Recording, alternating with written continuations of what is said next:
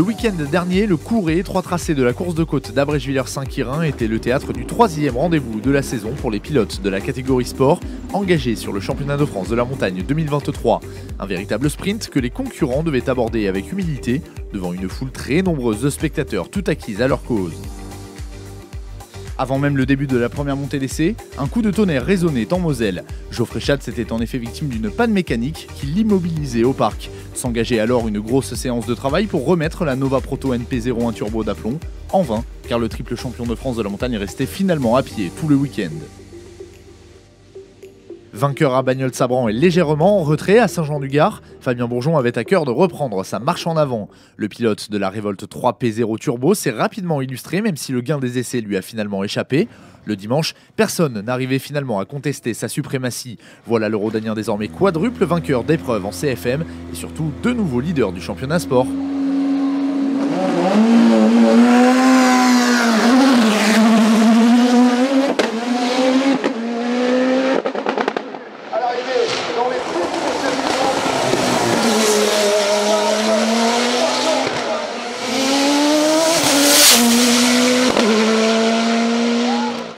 Le week-end qui a commencé vraiment compliqué pour tous les teams, je crois. On a une pensée pour le team Schatz qui a vraiment eu un week-end difficile. Nous, on a commencé difficilement aussi. Le samedi était pas simple. Marc était extrêmement vite. Tout de suite, on a vraiment fait des chronos très très proches l'un et l'autre. Et voilà, le dimanche soir nous sourit avec un super chrono dans cette dernière montée. On bosse comme des fous pour arriver à ces résultats-là. Et voilà, quand au bout du compte, il y a une première marche sur le podium, c'est vraiment le plaisant pour tout le monde, quoi. Impressionnant d'efficacité alors qu'il ne s'agissait que de sa 3e course au volant de la Nova Proto NP01 Turbo. Marc Pernaut termine 2e du classement général de l'épreuve.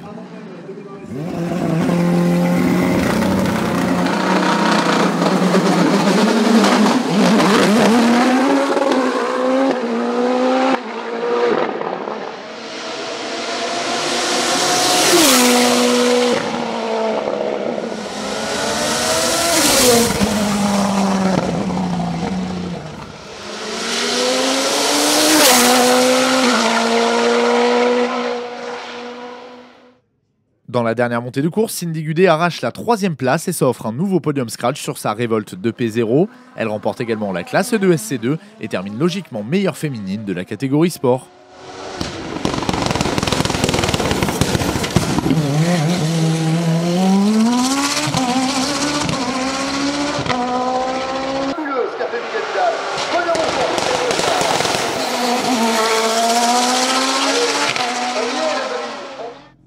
Toujours contraint de piloter son tracking RC01B en attendant sa Revolt 3P0, Maxime Doja signe toutefois une performance XXL en Moselle.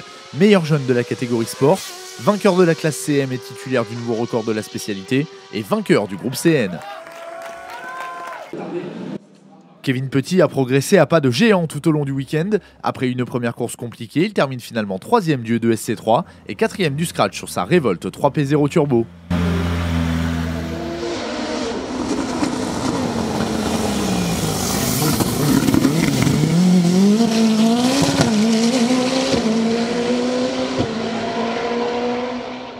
Jackie Gourdet s'est lui aussi illustré, il place sa Norma M20F à la 4e position de la classe, mais aussi à la 9e du général.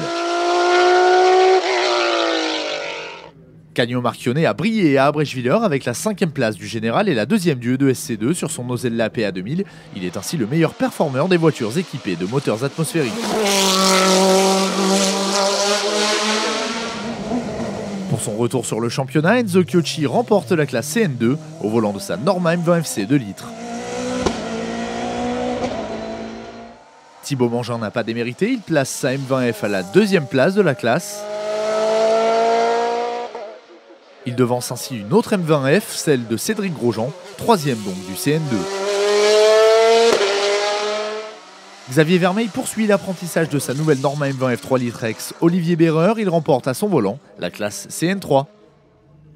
Derrière Doja, la lutte a fait rage en CM et finalement c'est Anthony Daran qui place son tracking RC01B à la 2e place de la classe.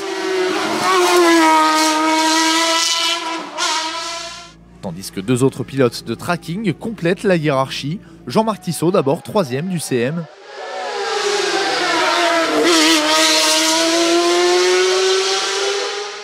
et Julien Adouard 4e, qui signe là sa meilleure performance depuis le début de la saison. Dans le groupe DE des monoplaces, un vent de nostalgie a soufflé en Moselle avec la victoire de Miguel Vidal sur sa Lola B0651 F3000. Il remporte ainsi la classe DE6 et prend la 6e place du classement Scratch.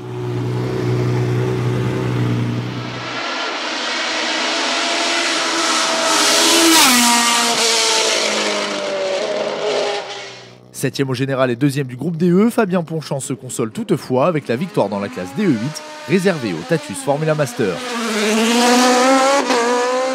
Le nordiste devance dans ce classement Sarah Bernard qui poursuit l'apprentissage de sa nouvelle monture. Suivent ensuite Jérôme Christophe, 3e du DE8.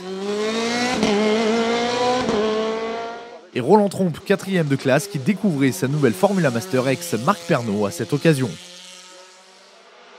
Une autre performance de premier ordre est à noter du côté de la classe DE5S des Formule 3 avec la victoire de Daniel Allais, 10e au général sur sa Dallara F308, un moteur Mercedes.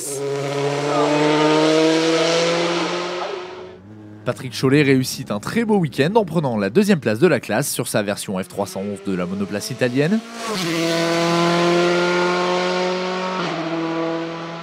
Arnaud Chollet, quant à lui en proie à des soucis mécaniques, doit se contenter de la 3e place de la classe sur sa F308. À la 8e place du classement général de l'épreuve, l'on retrouve Pierre Mayer et sa Martini MK62. Le Meusien remporte également la classe DE4 et termine 3e du groupe.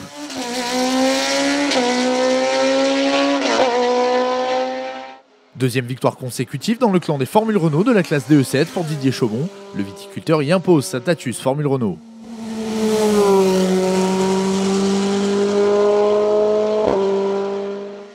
Thierry Bertin prend la 2e position de la classe sur sa Caparo. Johan Bardin termine quant à lui 3e du DE7 malgré une touchette ayant stoppé ses efforts avant la fin de la course. Antonin Saint-Marc poursuit son apprentissage grandeur nature et termine finalement 4e de la classe sur une Formule Renault de plus ancienne génération. Terminons ce résumé en évoquant la belle histoire du week-end du côté du VHC Sport. Sortie de la route aux essais, Viviane Bonardel parvenait finalement à reprendre le volant le dimanche de sa Martini MK15, une Formule Renault Europe, grâce au travail de toute son équipe. À l'arrivée, elle remporte le groupe 8-9 et prend la 8e place du classement indice de performance.